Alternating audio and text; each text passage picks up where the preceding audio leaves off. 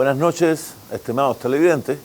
En el programa del día de hoy vamos a ver la recién finalizada cumbre de la Organización del Tratado del Atlántico Norte, OTAN, en Europa, en Francia. En este caso, vamos a ver que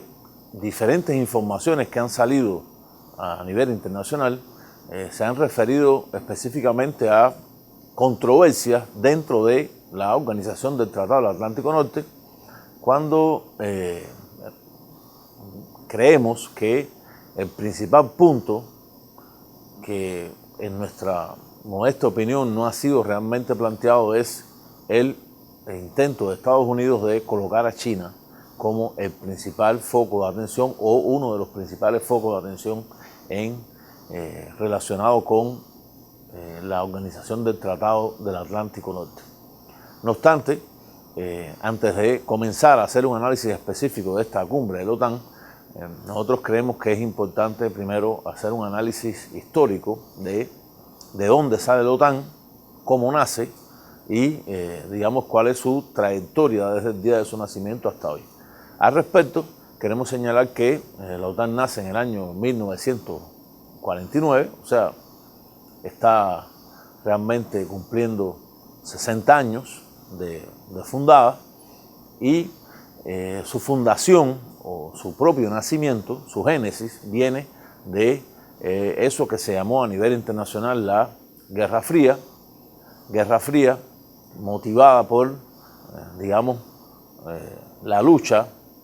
ideológica, económica, propagandística,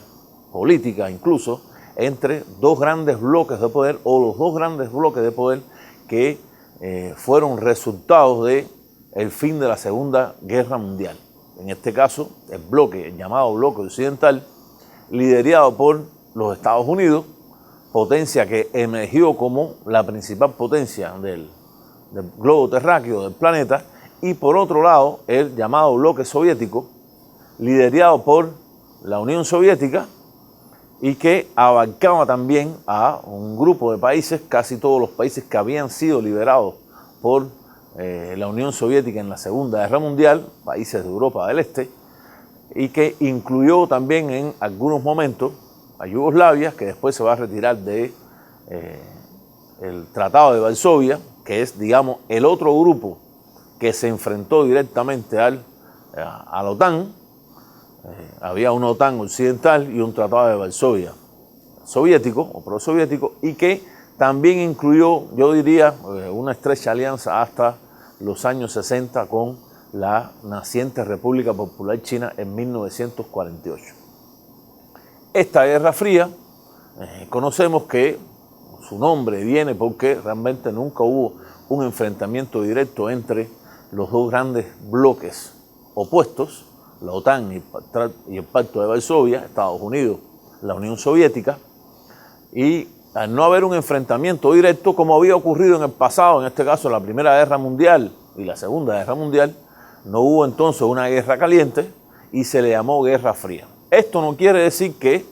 de todas formas hubiesen diferentes enfrentamientos, digamos,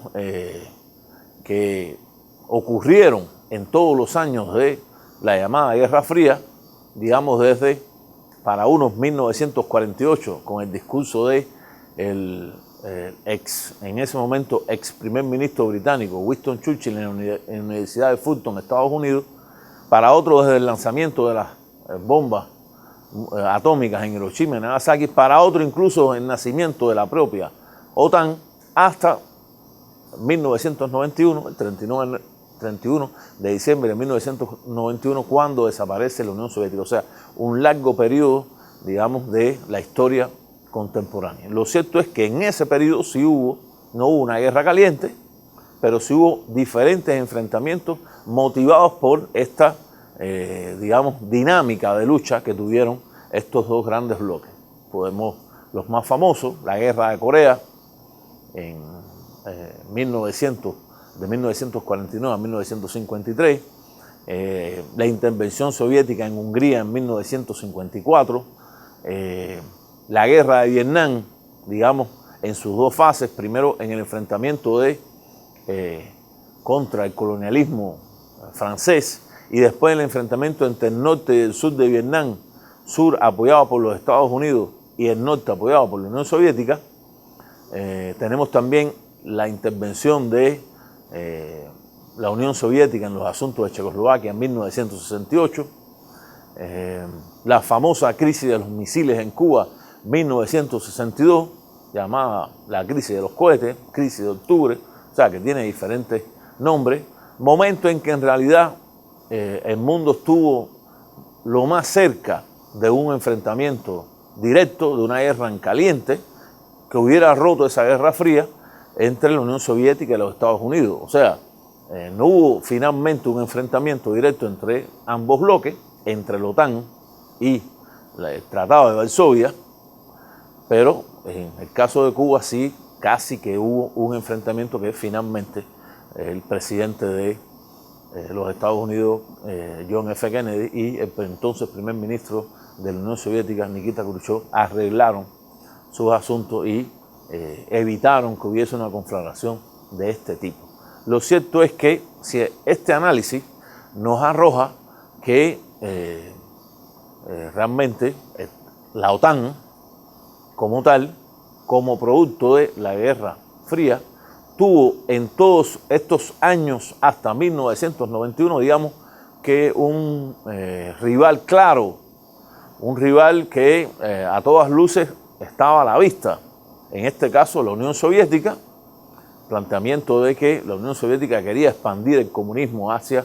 todos los países del mundo, América Latina, Asia, África, realmente esta lucha se veía de manera clara, o sea, quién era el enemigo era la Unión Soviética, cosa que en el año 1991, con la desaparición de la Unión Soviética y la desaparición a la vez del Pacto de Varsovia, prácticamente se hizo, o el mundo en ese momento se hizo la pregunta, bueno, ¿para qué sirve la organización del Tratado del Atlántico Norte? ¿Para qué sirve la OTAN si la Unión Soviética ha desaparecido? No hay un rival, porque realmente el principal postulado que siempre ha defendido la organización del Tratado del Atlántico Norte, de la OTAN, ha sido la defensa colectiva. ¿Qué quiere decir la defensa colectiva? Que cualquier país que ataque a uno de los miembros de la OTAN, todos los miembros de la OTAN entonces se sentirían atacados y responderían esa agresión. Por supuesto, ese postulado en ese momento se refería específicamente a la Unión Soviética y a lo que ellos llamaban los satélites de la Unión Soviética en Europa del Este o en otros lugares del mundo. Desaparece la Unión Soviética y entonces, y como dijimos, también desaparece el Tratado de Varsovia. Entonces, la OTAN, ¿para qué servía? Es en ese momento, a partir de 1991, yo diría que los 10 primeros años del nacimiento de la Rusia que conocemos hoy como heredera de la Unión Soviética, esos 10 primeros años del gobierno del presidente Boris Yeltsin en Rusia, hubo una gran distensión. Rusia prácticamente como gran potencia que había sido hasta ese momento, prácticamente había desaparecido, no tuvo una reacción directa a lo que ocurría a nivel internacional e incluso en su frontera, porque a pesar de que había desaparecido la Unión Soviética, la OTAN se empezó a expandir hacia los territorios de muchas incluso repúblicas que habían sido de la Unión Soviética. En este caso, estamos hablando de Letonia, Estonia y Lituania, o sea, las repúblicas bálticas, que son partes hoy de la OTAN. La OTAN también se expandió hacia Europa del Este. Todos los países de Europa del Este que habían sido satélites de la Unión Soviética pasaron a formar de una u otra forma parte de la OTAN. Estamos hablando de Polonia, Rumanía, Bulgaria, Hungría. Realmente en este momento el único país de esos ex países socialistas que no se aliaron directamente a la OTAN fueron o son en este momento Serbia y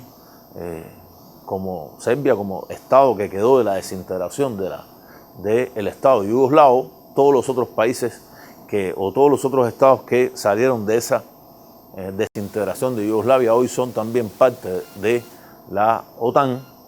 y, Ucrania y Bielorrusia. Conocemos los problemas hoy de Ucrania con la Unión Soviética, con Rusia, que es uno de los problemas que de una u otra manera también se están debatiendo o se han debatido en esta cumbre de la OTAN. Lo cierto es que esos 10 años hubo un despliegue de la OTAN, a pesar de que no había ningún supuesto enemigo, o que Rusia en ese momento no era un enemigo o no había sido declarado un enemigo por la OTAN, y la OTAN se expandió a toda Europa del Este, llegó cada vez más profundamente en las fronteras, más cerca de las fronteras de Rusia, o incluso en las mismas fronteras de Rusia, cerca de los puntos neurálgicos, digamos, de Rusia, en este caso la ciudad de Moscú y la ciudad de San Petersburgo, y a la vez hay que señalar que en estos 10 años la OTAN, entonces la Organización del Tratado Atlántico Norte, buscó un nuevo enemigo, o nació un nuevo enemigo específicamente 10 años después de la desaparición de la Unión Soviética. ¿Cuál fue el enemigo declarado por la OTAN? Fue el terrorismo. El terrorismo, a partir de 2001, cuando se producen los ataques a las Torres Gemelas de Nueva York y su destrucción de las torres, con todas las teorías conspirativas que existen al respecto, porque realmente es difícil entender que un avión para cada torre destruyera una torre de ese tamaño y de esa envergadura. Realmente es, desde el punto de vista de la ingeniería, algo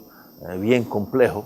No está explicado claramente, pero lo cierto es que ocurren los hechos, son derribadas las Torres Gemelas, conocemos por Al-Qaeda y por esa figura emblemática de lo que se ha llamado el terrorismo internacional, que fue Osama Bin Laden, y es en ese momento, 2001, cuando el terrorismo se hace, digamos, el principal enemigo de la Organización del Tratado del Atlántico Norte, y a la vez es el pretexto, de una u otra manera, para mantener la OTAN y seguir fortaleciendo la OTAN en diferentes territorios del mundo. A la vez, habría que sumar que es el momento también donde el poderío de Estados Unidos prácticamente era incuestionado. Hasta aquí la primera parte del programa. Continuamos en la segunda parte. Muchas gracias.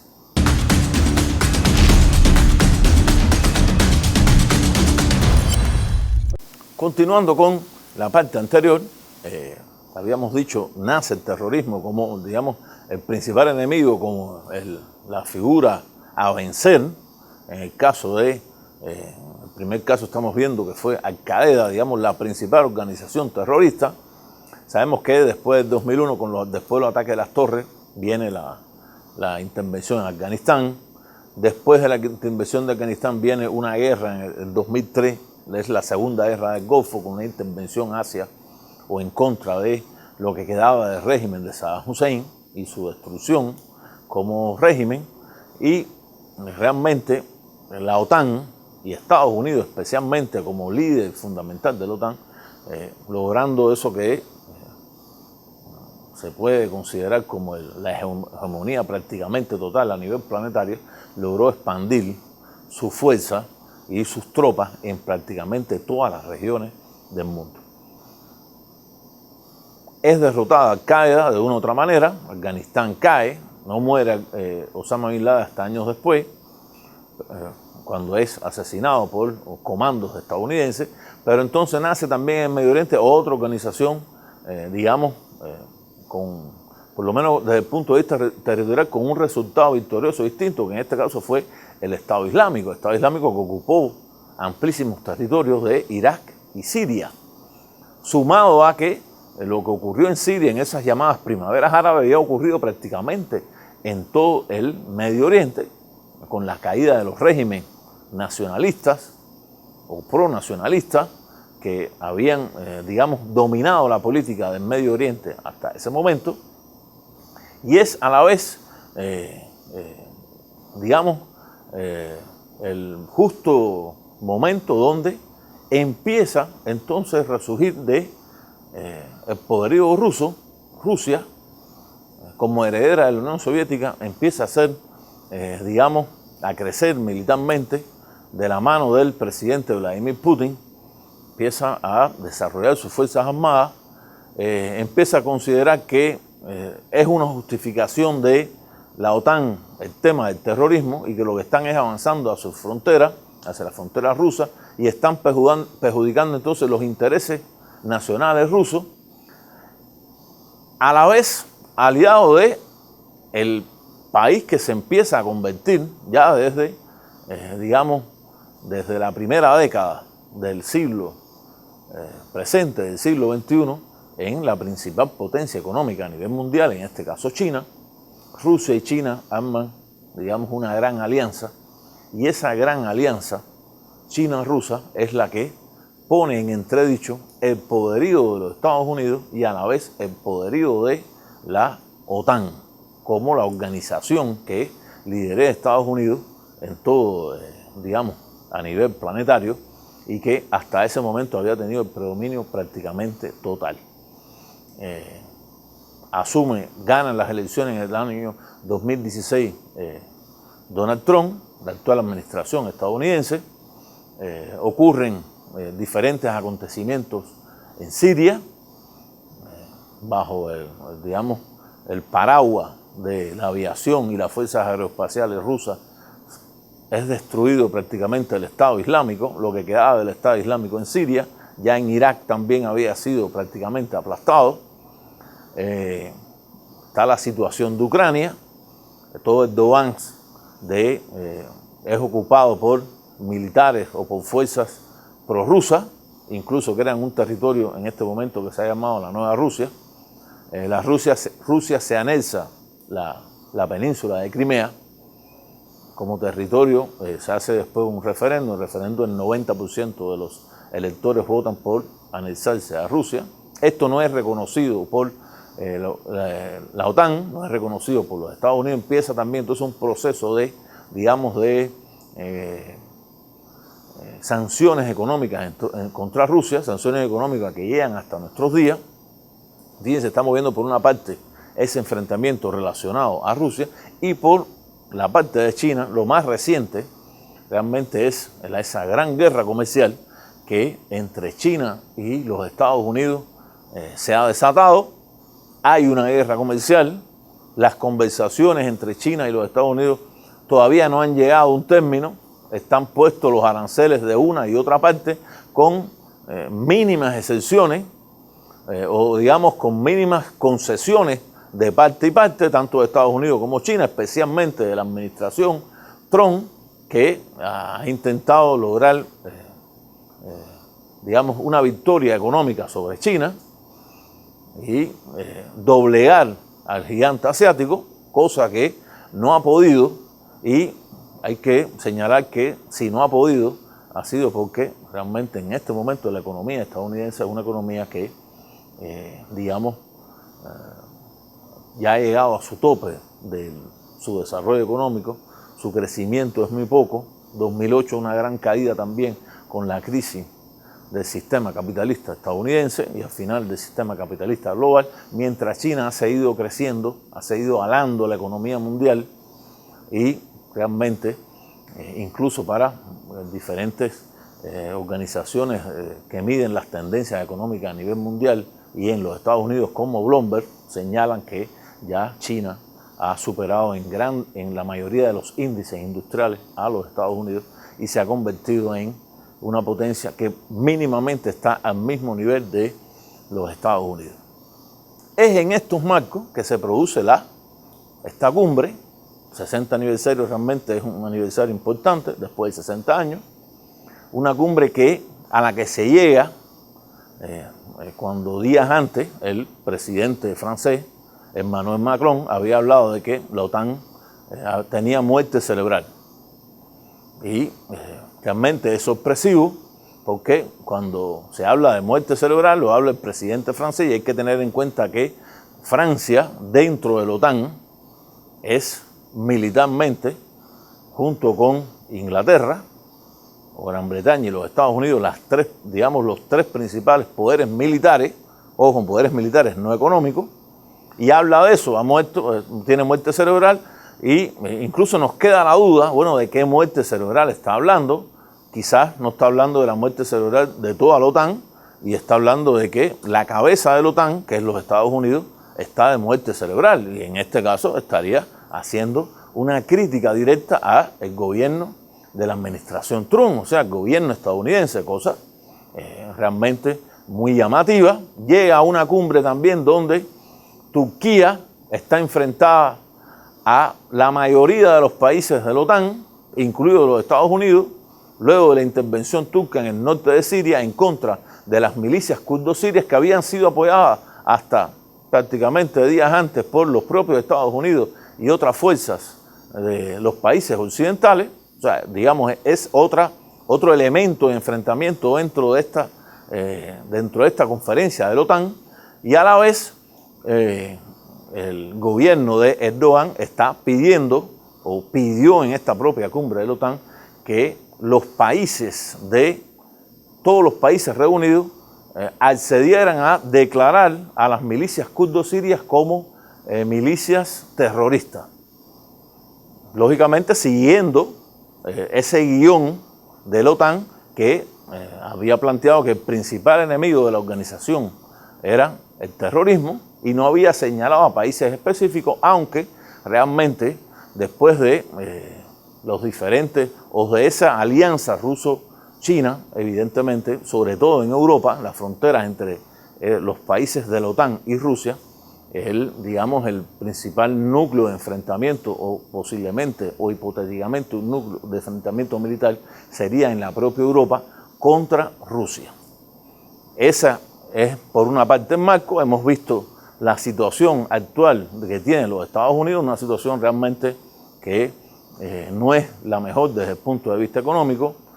Yo diría que incluso desde el punto de vista militar existe una paridad.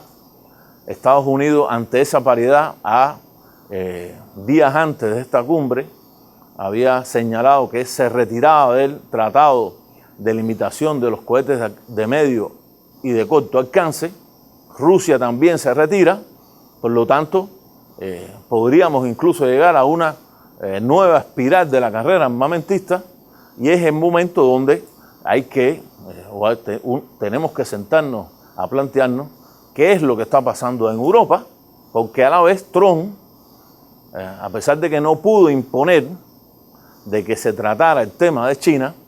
logró que se mencionara a China, o que la OTAN empezara a analizar al gigante asiático como posible enemigo de la OTAN, lo cual, digamos, traería consecuencias para la geopolítica internacional. Yo creo, o realmente hay que plantear que esos, digamos, señalamientos teóricos del politólogo estadounidense Joseph Stroper, cuando él ha hablado de una nueva guerra fría, o la nueva guerra fría, con características diferentes, porque realmente son diferentes las características. No hay un enfrentamiento ideológico, no estamos hablando de un enfrentamiento entre dos bloques, un bloque liberal y un bloque comunista, porque Rusia es un país realmente que no tiene nada que ver con el comunismo, es un país capitalista. China, a pesar de ser un país comunista en la estructura política, mantiene un modelo de Estado donde están desarrollando lo que ellos llaman el llamado socialismo de mercado, o sea, están priorizando el mercado en el propio desarrollo de su economía, con grandes resultados, como es evidente, y esto realmente le da validez al planteamiento de Joseph Stroper cuando habla de que estamos en una nueva guerra fría. Hay unos antecedentes de una guerra fría anterior, pero realmente esta nueva etapa es una etapa que es, yo considero, bien diferente, donde hay un bloque de poder antiguo que nació de la Segunda Guerra Mundial, esa organización del Tratado del Atlántico Norte. Sin embargo, hay un nuevo bloque o una nueva alianza entre dos grandes potencias emergentes, donde se combina el poderío militar de Rusia con el poderío económico chino, y ese poderío es el que le está haciendo el principal enfrentamiento a Europa. Por lo tanto, esta nueva guerra fría, según las concepciones o la variante teórica de Joseph Stroper, a la vez elimina o empieza a eliminar en el caso de la geopolítica internacional, a considerar, o lo que se había considerado como terrorismo, como el principal enemigo de la OTAN, básicamente como el principal enemigo del mundo, y en este momento ya no es el terrorismo que por cierto no ha cambiado. Rusia incluso habla de que hay que erradicar el terrorismo en las diferentes regiones donde se ha desarrollado, siempre países con problemas de desarrollo, países del Medio Oriente, o sea, países de Asia, países de África, y a la vez esto nos lleva también a pensar de que es posible que en la geopolítica mundial, a partir de esta propia reunión de la OTAN en su 60 aniversario, se esté dando un cambio real en, digamos, la conformación de los principales bloques enfrentados a nivel mundial. Y hoy Europa, esa Europa de Macron, de Merkel, de incluso de Boris Johnson, esos mismos que estaban riéndose de las intervenciones del presidente de los Estados Unidos, tengan que decidir, digamos, qué camino tomar. Si el camino es un enfrentamiento directo contra Rusia y China, o si el camino es mínimamente mantener una relación de cordialidad, una relación, digamos, constructiva con Rusia, y a la vez sería una relación constructiva con China por la alianza que mantienen estos dos países que de una u otra manera han mantenido hasta este momento el equilibrio de poder que no ha roto la geopolítica internacional y que por suerte para todos nosotros no ha llevado a un enfrentamiento directo entre ambos bloques con, como hemos dicho también varias veces, un exterminio mutuo donde todo el planeta sería destruido. Hasta aquí nuestra intervención. Buenas noches y muchas gracias.